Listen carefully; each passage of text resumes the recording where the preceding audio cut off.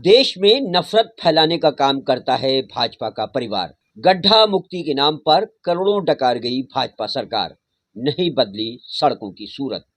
पूंजीपतियों का 1000 करोड़ रुपया किया भाजपा ने माफ, किसान आत्महत्या करने को हो रहे मजबूर। समाजवादी पार्टी के राष्ट्रीय अध्यक्ष अखिलेश यादव कटहल विधानसभा क्षेत्र के गांव गुनहिया में एक निजी कार्यक्रम में भाग लेने पहुंचे थे। उन्होंने पत्रकारों से वार्ता करते हुए भारतीय जनता पार्टी की सरकार पर कई गंभीर आरोप लगाते हुए कहा कि प्रदेश सरकार सड़कों के गड्ढा मुक्ति के नाम पर 140 करोड़ रुपए खा गई। देश में किसान आत्महत्या करने को मजबूर हो रहे हैं। वहीं भाजपा सरकार ने अपने मित्र पूंजीपतियों के 1000 करोड़ रुपए माफ कर दिए। उन्होंने एक सवाल के जवाब में कहा कि भाजपा देश में नफरत फैलाने का काम कर रही है। भाजपा एक ऐसा परिवार है जिसके पास नफरत फैलाने के अलावा कोई काम नहीं है। हमारा देश एक ऐसा गुलदस्ता है जिसमें तमाम तरह के फूल शामिल हैं। भाजपा इस गुलदस्ते को बांटना चाहती है, हमारे भाईचारे पर आधारित संस्कृति को नष्ट कर देना चाहती है। आगामी लोकसभा चुनाव संविधान और लोकतंत्र बचाने का चुनाव है। पीडीए उत्तर प्रदेश में भाजपा का सफाया करेगा। इंडिया गठबंधन में जो भी शामिल हैं, सीटों के बंटवारे को लेकर चर्चा जारी है। सपा के राष्ट्रीय अध्यक्ष ने एक सवाल के जवाब में कहा कि जिन देशों ने ईवीएम का आविष्कार किया, वही देश अब ईवीएम से अपने देश से चुनाव नहीं करते हैं। हमारे देश में बैलेट पेपर से चुनाव होना चाहिए। ईवीएम हटाने की लड़ाई लंबी है, यह लोकसभा चुनाव के बाद भी लड़ी जाएगी। केंद्र में जो सरकार बनेगी, वही सरकार ईवीएम को हटाने का काम करेगी।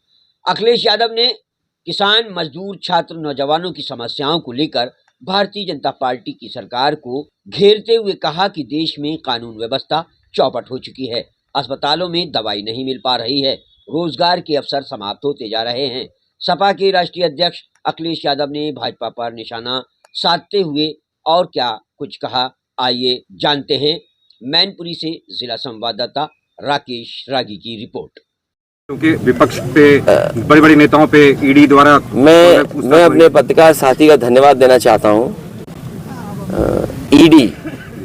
ईडी विभाग जिसने बनाया, जिस सरकार में बना, उस मंत्री को भी फेस करना पड़ा और जेल जाना पड़ा। एक समय कांग्रेस का था, जिस समय ये विभाग बनाया गया, ईडी को ज्यादा पावर दी गई और जिस मंत्री ने बनाया था उस मंत्री को भी वही फेस करना पड़ा। ईडी जैसे विभाग को अमानवीय व्यवहार नहीं करना चाहिए किसी भी सीनियर पॉलिटिकल लीडर के साथ। सबसे बड़ी बात यह है कि 10 लाख करोड़ जो तमाम फरेबी लोग हैं उनके माफ कर दिए गए। लोग पैसा लेकर के विदेश भाग गए, उनके खिलाफ क्या किया है? और अभी तक जो डेटा कहता है, जो आंकड़े कहते हैं, सबसे ज्यादा ईडी विभाग का, सीबीआई का, इनकम टैक्स का दुरुपयोग किसी पॉलिटिकल पार्टी ने किया है तो वो भारतीय जनता पार्टी ने किया है। अभी तक जो भी छापे पड़े हैं, जिसको भी बदनाम करने का काम किया है, 90% केसेस में केवल विरोधी लोगों के खिलाफ कार्रवाई हुई है। क्या इनके यहाँ मुनाफा कमाने वाले लोग नहीं है? याद रखना आप, जो मुनाफा ज्यादा कमाते हैं, वो भी भ्रष्टाचार कर रहे हैं। कोई चीज जो सस्ती है उस पर जानबूझ करके मुनाफा कमाना भी भ्रष्टाचार है। ये भारतीय जनता पार्टी अपने उद्योगपतियों को, अपने सहयोगी लोगों को भ्रष्टाचार की खुली छूट दे रहे हैं। क्या उत्तर प्रदेश में आप कल्पना कर सकते हैं, जब से बीजेपी की सरकार आई है 40,000 करोड़ से ज्यादा गड्ढा मुक्ति में पैसा खर्च किया है। गड्ढा मुक्ति में खर्च हुआ पैसा 40,000 करोड़। क्या कल्पना कर सकते हैं आप बताइए, सरसों के तेल का कारोबार किसके हाथ में चला गया? आज हम और आप रिफाइंड तेल खा रहे हैं, किसके हाथ में है? तो ये तमाम बड़े सवाल हैं जिसका भारतीय जनता पार्टी जवाब नहीं देती। और जो लोग कहते थे निवेश आएगा, हर जगह जमीन पे मीटर डाल करके नापने लगते हैं कि यहाँ पे उद्योग आने वाले हैं, यहाँ कारखाने आने वाले हैं। मैंने सुना है कि एक्सप्रेसवे के किनारे भी एक सपना दिखाया गया यहाँ पर कि उद्योग और कारखाने लगेंगे। और बताइए, आप जा रहे हैं, वो लाइन में लग करके इजराइल जा रहे हैं। इससे ज्यादा शर्मनाक बात सरकार के लिए कोई नहीं हो सकती कि आपके लोग वॉर में जाकर के काम करेंगे, अपने घर परिवार के लोगों को छोड़ करके, अपने माँ बाप को, अपनी पत्नी को, अपनी बहन को छोड़ करके।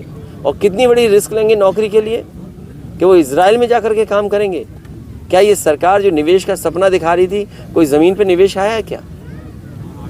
अध्यक्ष जी 94 साल के हो चुके सफीकुर रहमान वो भी आ जाएंगे नाम में। के मंत्री जी ने कहा है कि डिम्पल जी इस बार जमानत नहीं वो है तो उधर देखो। कांग्रेस की बातचीत है, ये बातचीत ANI और प्रेस की नहीं है। इसलिए हमें और कांग्रेस और जिन दलों से हमारा गठबंधन हो रहा है, हमारी कोशिश होगी कि उन्हें संतुष्ट करें। जिस दल का गठबंधन हो रहा है, क्या वो PDA फॉर्मूले के तहत आपके साथ चुनाव में 2024 के चुनाव में लड़ाई में शामिल रहेंगे? PDA हमारी एक रणनीति है, इंडिया गठबंधन है, और PDA का मतलब यह है कि 90% आबादी की बात कहना, और पीड़ित में हर व्यक्ति आता है, पीड़ित दुखी भी आते हैं। P फॉर पीड़ित, D फॉर दुखी, हमारे प्रेस के लोग भी हो सकते हैं तो वो भी PDA के हिस्से हैं। लेकिन सर PDA और अभी दूसरी लिस्ट कब जारी होगी और मायावती क्या इसमें शामिल हो पाएंगी? दूसरी, तीसरी, चौथी सूची बहुत जल्दी आ जाएगी। लेकिन सर कांग्रेस का तो विरोध है आपकी सीट पे ही, उन्होंने कहा तमाम सीटें हमसे पूछ के PDA। मैंने ये कहा कि जो हमारे गठबंधन के सहयोगी दल हैं, समाजवादी पार्टी की कोशिश होगी उन्हें संतुष्ट करना। कारवाग DGP दिया है उत्तर प्रदेश को, क्या कहेंगे? ये कारवाग कानून व्यवस्था है, इसीलिए जो जीरो टॉलरेंस का नारा देते थे, कानून व्यवस्था जीरो हो गई है। कानून व्यवस्था जीरो है, जो लोग नारा देते जीरो टॉलरेंस, इनका जीरो टॉलरेंस ही जीरो हो गया। आप देखिए महिलाएं के ऊपर सबसे ज्यादा अपराध है। उत्तर प्रदेश का NCRB का आंकड़ा देखें हम, तो महिलाएं सबसे ज्यादा पीड़ित हैं, दुखी हैं, और उनके साथ सबसे ज्यादा मुकदमे हुए हैं। और फिर जब से ये सरकार आई है, NCRB का आंकड़ा निकलवा लीजिए, 1 लाख किसान ने आत्महत्या की है। 1 लाख। क्या आप कल्पना कर सकते हैं कि जब से दिल्ली में BJP की सरकार आई तो 1 लाख किसानों ने आत्महत्या कर ली? ये लोग आय दोगुनी कर रहे थे। किस किसान की आय दोगुनी हो गई? जो मंडी बन रही थी, मंडी आधी अधूरी रोक दी गई। जो सामान किसान खरीदा उसमें GST कितना ले रही है सरकार? बिजली का बिल कितना महंगा है? किसी अस्पताल में इलाज नहीं मिल रहा, दवाई नहीं है।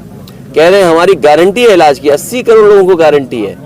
गारंटी इस बात की है कि अस्पताल पहुंच जाओगे, इलाज नहीं मिलेगा, इसकी गारंटी है। अगर अस्पताल चले जाओगे, दवाई नहीं मिलेगी, इसकी गारंटी है। और ये गारंटी की जो घंटी बजा रहे हैं, इन्होंने थाली और वो क्या क्या बजाया था। क्या आप मोदी जी की तारीफ कर रहे हैं? तो अच्छी बात है, अगर किसी के ख्याल बदल गया हो, जिसका ख्याल बदलता है उसका फिर ख्याल बदल जाएगा।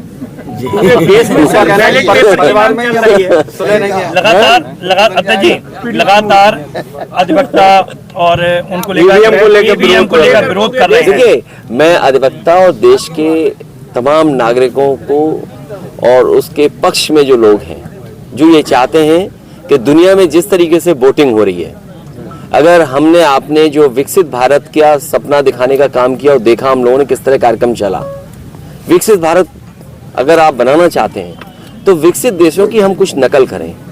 अमेरिका जैसा देश ये आज़ादी देता है कि आप कैसे वोट डालेंगे।